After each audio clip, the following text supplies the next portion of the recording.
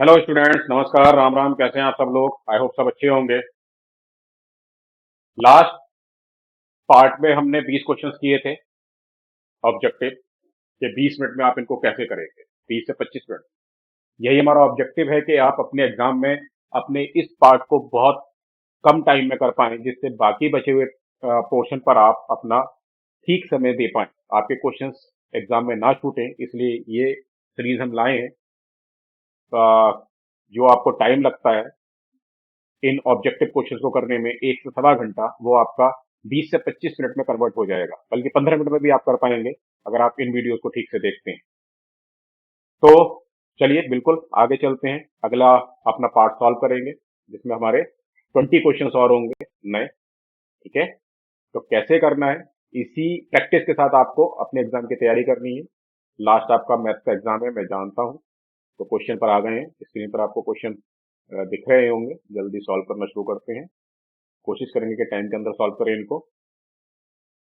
HCF, highest common factor. Highest common factor, factor मतलब divide करने वाली वैल्यू। तो ए के A4 और ये 7 में A4 डिवाइड करेगा ऑब्वियसली, तो ये हो जाएगा B⁻3। B⁻2 में B⁻2 डिवाइड करेगा।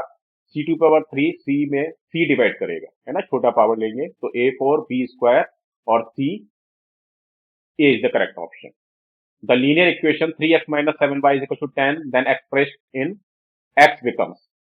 तो ट्रांसफर किया आपने उधर, तो 10 + 7y एंड 3 से डिवाइड होगा, divided by 3। C is the correct option. In the given figure PS/SQ PT upon TR, it means ST is parallel. अब अगर ST पैरेलल है तो ट्राइंगल, और इसमें ये कॉमन आ जाएगा, तो ट्राइंगल क्या हो जाएंगे, सिमिलर प्रूफ हो जाएंगे, है ना। Triangle PST similar to triangle PQR, ये आप आसानी से प्रूव कर देंगे। तो it mean angle S angle Q के इक्वल आएगा, और angle P H T P R Q के इक्वल दिया हुआ है। इट मीन अगर ये थीटा है तो ये थीटा आएगा, और ये भी इसके इक्वल गिवन है थीटा। तो दो एंगल अगर आपके इक्वल आ जाते हैं तो ट्राइंगल क्या हो जाते हैं, आइसोसेलेस हो जाते हैं। It mean A is the correct option. If two angles opposite angles of a triangle are equal, then triangle is isosceles triangle. Okay, next question की तरफ पढ़ेंगे। देख रहे हैं ना कैसे आपको फास्ट करना है। Which of the following number is irrational number. तो इरेशनल नंबर का डेफिनेशन क्या है, non recurring, non terminating. C is the correct option obviously. The roots of the quadratic equation x² + 4x + 5। तो आपको पता है 20 डिस्क्रिमिनेंट निकालते हैं, B² - 4AC निकालेंगे आप। ग्रेटर देन 0 आ रहा है, लेस देन 0 आ रहा है, या इक्वल टू 0 आ रहा है। ठीक है, तो यहां पर बी कंपेयर करेंगे। बी का वैल्यू 4 है, 4 का स्क्वायर 16 आएगा, प्लस माइनस 4 इंटू ए का वैल्यू यहाँ 1 है और सी का वैल्यू 5 है। तो 4 5 जा 20। ठीक है, 4AC आ रहा है, तो 4 5 जा 20। तो अभी ये -4 आ गया। -4 मतलब लेस देन 0, और लेस देन 0 का मतलब root not real. B is the correct option. A die is throw once. The probability of getting an odd number. तो डाई के अंदर 6 टोटल नंबर होते हैं, 1 to 6, जिसमें 3 ऑड नंबर होते हैं, और आपको ऑड निकालना है। तो फेवरेबल आउटकम 3, टोटल आउटकम 6। अभी सॉल्व करके 1/2, तो 1/2 is the correct option. Probability to getting an odd number is 1/2। In triangle ABC D and E are the mid points. तो ट्राइंगल एबीसी में A B C, D and E point on AC. AC पर D एक point है, BC पर E एक point है, और इसको आपने ज्वाइन कर दिया। ठीक है, और DE parallel to A B बोला हुआ है। इट मीन बीपीटी लगाने के लिए आप तैयार हैं। तो डीसी अपॉन एडी, तो डीसी कितना दिया हुआ है आपको, x+3, डाल दो वैल्यू x+3 अपॉन एडी आपके पास है यहां पर 2x इज इक्वल टू, इसी तरह से ईसी, इसके कॉरेस्पॉन्डिंग साइड आएगा ईसी। ईसी कितना है आपके पास, x, और अपॉन बीई 2x - 1। इसको आपको सॉल्व करके वैल्यू निकालना है। ठीक है, तो इधर ट्रांसफर कर देते हैं, तो ये आएगा 2x²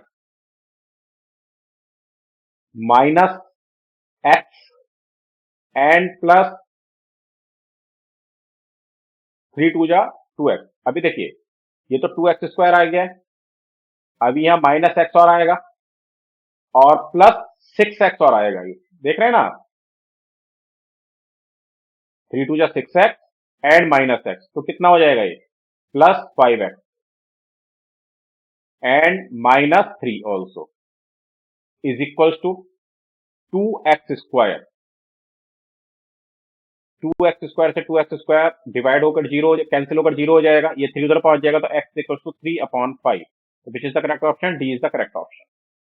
PQ is a tangent to a circle centred at O, तो जल्दी से एक सर्किल बना देते हैं, O is the centre, PQ, P centre पर एक पॉइंट है, Q एक टेंजेंट है, ऐसा बोला इसमें, और इसको आपने ज्वाइन कर दिया रेडियस के साथ। तो आपको पता है 90 डिग्री का एंगल बनता है, राइट एंगल ट्रायंगल बनेगा, है ना। इफ रेडियस 5, रेडियस इज 5, ये आपको 5 दिया हुआ है, एंड OQ 5√3, तो डेफिनेटली ये आपका हाइपोटेनस बनेगा। फिगर को थोड़ा सा इग्नोर कर देना ना, चलिए अच्छा एक बार और बना देता हूँ ठीक से, अभी समझने में आपको दिक्कत हो इसको। ये एक सर्कल, सर्कल पर एक पॉइंट P, और ये एक टेंजेंट आपने ड्रॉ किया हुआ है, ये सेंटर है O, यहाँ से ये OQ को ज्वाइन किया, OQ 5√3 गिवन है आपको, ये रेडियस, रेडियस टेंजेंट के साथ 90 का एंगल बनाता है, ये 5, तो हाइपोटेनस आएगा, तो hypotenuse square is equal to means PQ square is equal to,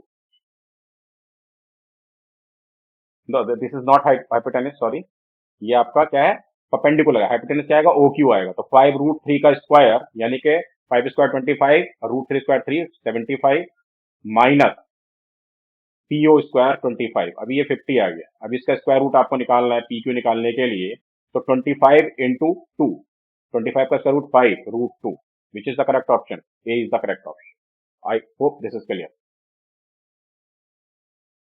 30th term of an AP 1074, तो यहां पर आपको पता है A N is equals to क्या होता है, A plus N minus 1 into D, तो ए की जगह A30, आपको 30th टर्म निकालना है, ए कितना है, first term 10 plus N minus 1 यानी कि 30 माइनस 1 29, और into 7 minus 10 minus 3, common difference is minus 3, तो 29 minus 3 minus 87 plus 10 minus 77 is the correct option, B is the correct option.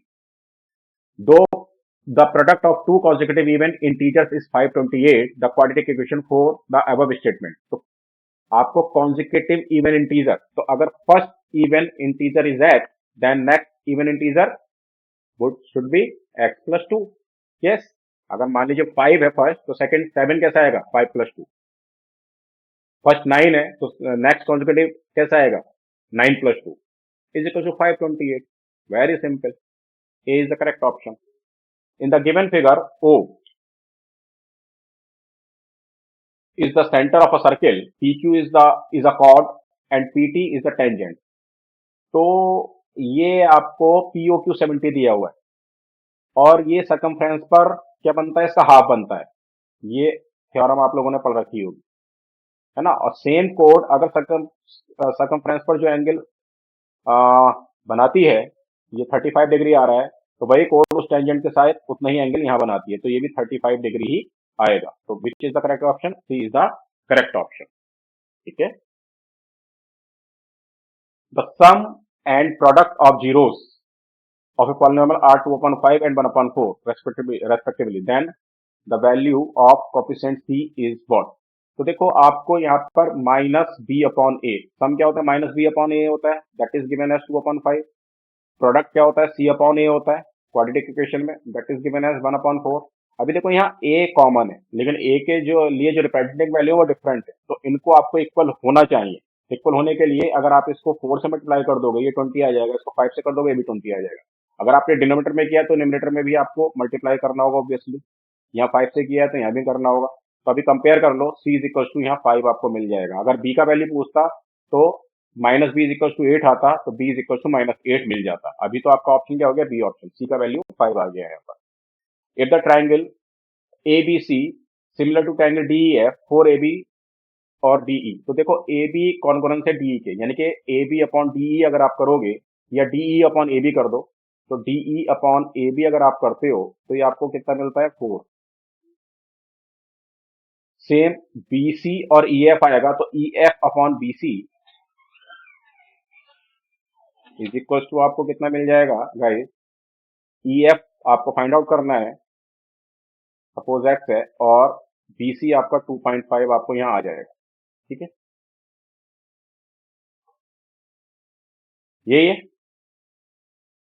DE upon A B 4 आपको मिल गया है, E F upon B C X upon 2.5 मिल गया है। तो अब ये क्योंकि सिमिलर है ट्रायंगल तो ये इक्वल होंगे ratios, it means 4 is equal to X upon 2.5, का वैल्यू 10 आपको मिल जाएगा। B is the correct option. The value of B if alpha and 1 upon alpha are zeros of a polynomial A X square plus B X plus C is equal to 0, then B का value आपको यहाँ find out करना है। तो आप लोग जानते हो जो क्वाड्रेटिक इक्वेशन होती है आपकी X square minus sum of roots, sum of roots को क्या बोलते हैं आप, अल्फा प्लस बीटा बोल देते हो अगर दो रूट्स अल्फा बीटा है या जीरोस अल्फा बीटा है, और plus alpha beta is equal to 0 होता है। तो यहाँ पर सम ऑफ रूट्स आपको निकालना इजी हो गया। क्या है आपके पास, रूट्स हैं alpha plus and 1 upon alpha, इसलिए अल्फा और बीटा की जगह माइनस 1 अपॉन अल्फा हो जाएगा, प्लस 1 अपॉन अल्फा हो जाएगा, एंड अल्फा बीटा आपको बना जाएगा, अल्फा इंटू 1 अपॉन अल्फा बना जाएगा इज इक्वल टू 0। अभी इसको इसके साथ कंपेयर करोगे तो बी का वैल्यू आपको यहाँ पर minus alpha plus 1 upon alpha मिल जाएगा, और अगर इसको और सॉल्व करोगे तो minus alpha square plus 1 upon alpha. D is the correct option. Okay, in the given figure angle A O B 125 आपको गिवन है, और इसका जो अपोजिट एंगल आएगा, अगर ये आपका टेंजेंट से एक क्वाड्रिलेटरल बनना है ना, सर्कल इंस्क्राइब है इसके अंदर, तो इसके जो अपोजिट एंगल होते हैं वो उनका सम 180 डिग्री होता है। तो एंगल DOC या COD आपको मिल जाएगा guys 180 degree minus 125 degree, that is 55 degree is the correct option. This is the theorem. BM is the median of a triangle BCD। अगर आपके पास कोई ट्राइंगल है उसमें एक median BCD and that is BM, तो BCD is a triangle, BM is the median, which is the false statement of the following। तो median दो equal parts में डिवाइड करती है, तो पता है आपको ट्रायंगल को। M is the midpoint of CD, yes this is the correct। Area of triangle BCM is equal to area of triangle BDM। अगर ये इक्वल पार्ट में डिवाइड करिए तो एरियाज भी इक्वल होंगे, this is also correct. Area of BCM less than area of BDM, no this is equal, तो this is wrong. Area of triangle BCM less than BCD, this is also correct, so C is the false statement। the value of tan 30 degree, tan 30 का value हमें पता है 1 upon root 3 होता है, value डालते चलो सीधे सीधे, tan 60 होता है root 3 minus cot 30 1 upon root 3 और cot 60 रूट 3। तो अभी इसको सॉल्व करके 0 आने वाला है, C is the correct option।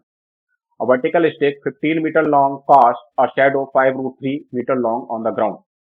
तो 15 मीटर स्टिक है और ये शैडो का जो लेंथ दिया हुआ है 5 रूट 3 दिया हुआ है ना, लॉन्ग 15 मीटर, और ये आपका 5 रूट 3 आ रहा है, ये ट्रायंगल बन जाएगा।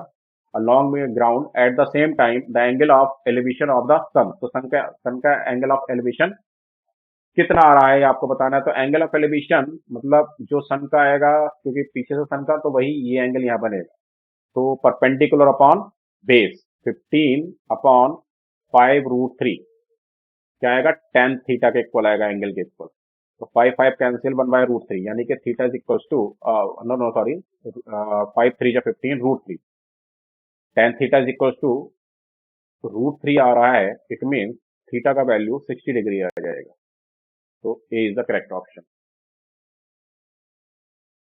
There is one assertion and one reason, choose the correct answer of the questions from 4 options A, B, C and D given below।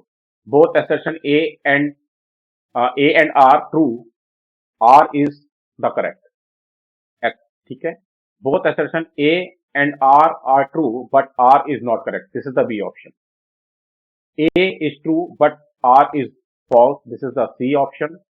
A is false but R is true, this is the D option। तो ये options आपको select करने हैं। assertion A 16 upon 15 is a rational number, yes this is a rational number, sorry this is the rational number, no not issue। R the denominator of 16 upon 15 has 3 as one of its prime factor. तो 15 का 1 एक prime factor है, this is also correct. ठीक है, तो 5 into 3, yes. तो इसका are भी करेक्ट है, ए भी करेक्ट है, और ये एक इरेशनल नंबर है और यहां भी यही नंबर दिया हुआ है, इट मीन्स दोनों ठीक है। लेकिन ये इसका एक रीजन नहीं है, इसके लिए एक रीजन नहीं है कि ये रैशनल नंबर है, दो एक अलग बात हो गई। तो B is the correct option, इसके लिए क्या आ जाएगा, बी आ जाएगा। ठीक है, the angle of quadrant of a circle is 60 degree. तो क्वाड्रेंट तो 4 पार्ट्स में डिवाइड होता है, तो this is the wrong, 90 degree होगा, है ना। A quadrant 1/4 part of the circle, ये सही है, तो ये रॉन्ग, ये correct, A wrong, R correct, तो D is the correct option.